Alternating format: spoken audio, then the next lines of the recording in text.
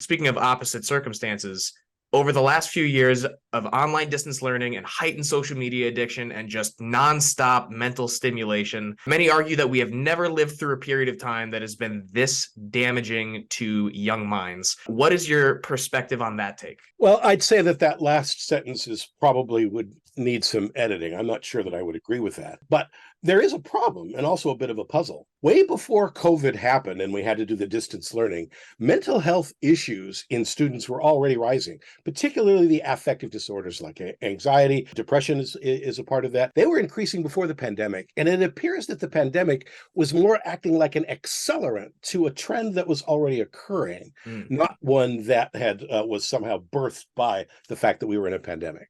So that's a problem and also a bit of a puzzle. To me, it comes down to stress management and the ability to understand what stress is to the brain.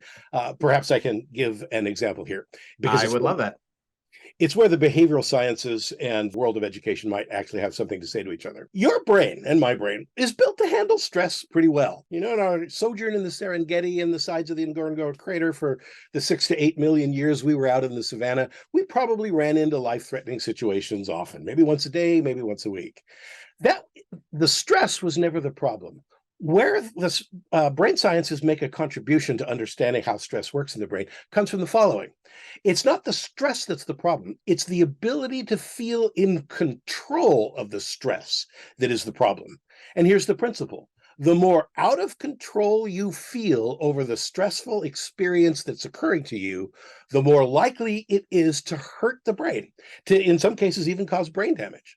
The more in control you feel of the stressful situation coming at you, your brain might not even report it as stressful. Now, control here means, out of control particularly means you can't control the frequency of the aversive stimuli coming at you, and you can't control the severity of it once it arrives at your doorstep.